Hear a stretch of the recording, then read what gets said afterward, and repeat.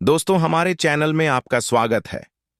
दोस्तों, एक बार गौतम बुद्ध एक भिक्षु के साथ एक गांव में प्रवेश करने वाले होते हैं। पुराने समय में गांव ऐसे होते थे कि उनका एक मुख्य द्वार होता था जहां से लोग प्रवेश करते थे। बुद्ध जैसे ही उस गांव में प्रवेश करते हैं तो उनके पैर में अचानक से एक कांटा छुपता है। कांटा लगने के कारण बुद्ध के पैर से खून बहने लगा। तभी बुद्ध के साथ जो उनका भिक्षु था वह यह देखते ही तुरंत वह कांटा निकाल है और बुद्ध के पैर में एक कपड़ा बांध देता है। बुद्ध अपने भिक्षु के साथ आगे बढ़ते हैं तो देखते हैं कि आगे बहुत सारे कांटे बिछे हुए हैं। कांटे इस प्रकार बिछा रखे थे कि गांव में प्रवेश किया ही ना जा सके। बुद्ध और उनका भिक्षु चारों तरफ देखते हैं परंतु कोई नजर नहीं आता। कुछ देर बाद सामने से गांव के कुछ लोग आते हैं और कहते, बुद्ध, इस गांव में तुम्हारा स्वागत नहीं है, इस गांव में तुम्हारा बहिष्कार है। दोस्तों, वे और लोग हैं जो तुम्हारे पाखंड पर विश्वास करते हैं, पर हम तुम्हारी असलियत जानते हैं और हम में से कोई भी तुम्हें भिक्षा नहीं देगा। तुम यहां से जा सकते हो। बुद्ध के साथ ऐसा अक्सर होता था। उन्हें गांव में प्रवेश करने से रोका जाता था। उन्हें भला बुरा कहा जाता था। एक बार तो एक व्यक्ति ने उनके ऊपर थूक तक दिया था। पर बुद्ध से नफरत करने वाले लोगों की एक खासियत थी। ये लोग बुद्ध को सुनना नहीं चाहते थे। ये लोग बुद्ध की किसी भी बात को समझना नहीं चाहते थे, क्योंकि इनके भीतर भय था कि यदि इन्होंने बुद्ध की एक भी बात अपने भीतर जाने दी तो वह बीच का कार्य करेगी, वह प्रश्न पैदा करेगी। ऐसे प्रश्न जिनका उत्तर ऐसे लोगों के पास नहीं था। बुद्ध उन गांव वालों से कहते हैं, कृपा कर हमें प्रवेश करने दे, क्योंकि हमारा उद्देश्य सिर्फ भिक्षाटन करना नहीं है। हमारा उद्देश्य लोगों को सद्धर्म का मार्ग भी बताना है, तो कृपा कर आप हमें प्रवेश करने दें। वे गांव वाले हंसते हैं और कहते हैं, हमने सुना है बुद्ध, आप शक्तिशाली हो, आप ज्ञानी हो, पर कांटा छुपने पर आपके पैर से रक्त निकला और उस पर आपने पट्टी बांध रखी है। यह जानकर बड़ा आश्चर्य हुआ कि रक्त आपको भी निकलता है। बुद्ध कहते हैं, मेरी आप सभी लोगों से विनती है कि आप हमारा मार्ग ना रोके और हमें गांव में प्रवेश करने दें। वे गांव वाले कहते हैं, ठीक है, तुम इस गांव में चटन कर सकते हो, लेकिन एक शर्त है, तुम्हें नंगे पैर इन कांटों पर चलकर भीतर आना होगा।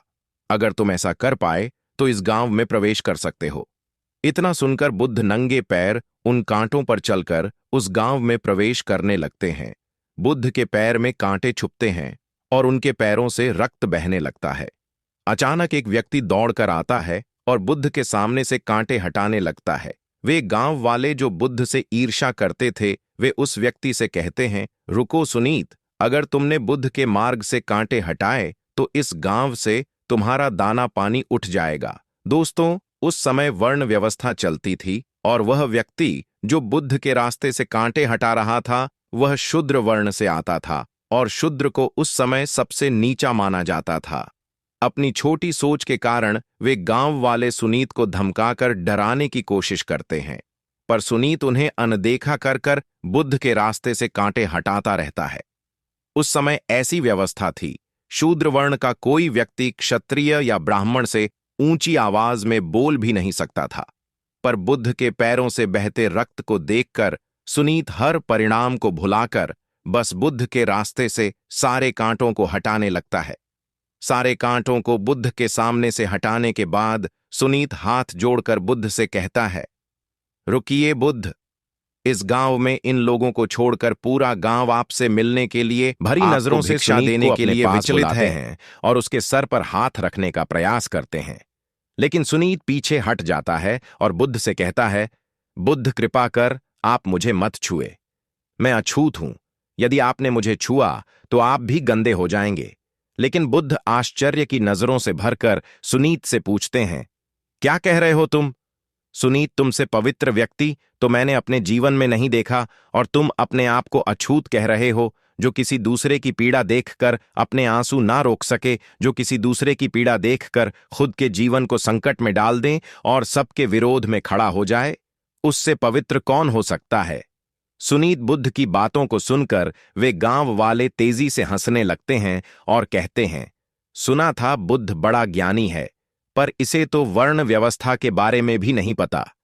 यदि तुझे पता ना हो तो मैं तुझे बता दूं कि यह व्यक्ति शूद्र है, और शूद्र अछूत होते हैं, अपवित्र होते हैं। बुद्ध कहते हैं, अपवित्र वह है जिसे किसी की पीड़ा ना दिखे, अपवित्र वह है जो किसी को छोटा बताता है। इस प्रकृति ने हमें जल दिया, वायु दी, अग्नि दी, पेड़ दिए। इसने न जाने कितनी चीजें दी, और सभी चीजें हमारे लिए, सभी के लिए उपलब्ध हैं। यह प्रकृति किसी से नहीं पूछती कि धान उगाने वाले तेरा वर्ण क्या है। फिर हम लोग मनुष्य होकर मनुष्य के साथ भेदभाव क्यों करते हैं? वे गांव वाले कहते हैं, अच्छा बड़ा ज्ञान दे रहे हो, यदि इतने ही ज्ञानी हो तो फिर इसे अपने संघ में शामिल क्यों नहीं कर लेते? बुद्ध कहते हैं, बहुत उत्तम सुझाव दिया आपने। यदि सुनीत चाहेगा हमारे साथ जुड़ना, हमारे साथ सत्य के मार्ग पर चलना, तो मैं इसे अवश्य दीक्षा दूंगा। बुद्ध की बात सुनकर वे गांव वाले बहुत चौंक हैं, क्योंकि उस समय किसी को बराबर कहना तो बहुत आसान था, लेकिन उसे अपने साथ जोड़ लेना बहुत मुश्किल। बुद्ध सुनीत से पूछते हैं, सुनीत, क्या तुम भिक्षु बनना चाहोगे? सुनीत कहता है, बुद्ध, मैं इस लायक नहीं हूं। बुद्ध कहते हैं, तुमसे ज्यादा लायक मुझे यहां कोई नजर नहीं आता। सुनीत, तुम बस अपने हृदय की बात कहो। सुनीत कहता है, परंतु बुद्ध, क्या मैं वास्तव में भिक्षु बन सकता हूं? क्या मैं इस लायक हूं? क्या मैं इसका अधिकारी हूं? क्या इसका पाप तो मुझे नहीं लगेगा? लोगों के बार बार उसे छोटा कहने के कारण, उसे अछूत कहने के कारण सुनीत भी अपनी नजरों में छोटा बन चुका था। लेकिन बुद्ध के समझाने के बाद, बुद्ध के शब्दों को सुनकर सुनीत का हृदय प्रसन्नता से भर उठता है, और वह बुद्ध के सामने रोकर उनके चरणों में अपना सर रख देता है। सुनीत कहता है, पूरे जीवन इतनी घृणा, इतने अपशब्द सुने हैं कि हृदय टूट गया था, हृदय बिखर गया था। पहली बार जीवन में इतना प्रेम बरस रहा है, समझ नहीं आ रहा कि आभार कैसे व्यक्त करूं। बुद्ध कहते हैं, तुम बहुत अच्छे मनुष्य हो सुनीत, तुम ध्यान के मार्ग पर, सत्य के मार्ग पर बहुत आगे जाओगे, और ऐसा ही होता है। भिक्षु बनने के बाद सुनीत बहुत तेजी से अपने जीवन में सफल होता है। अगर दोस्तों आपको वीडियो अच्छी लगी हो तो वीडियो को लाइक करें।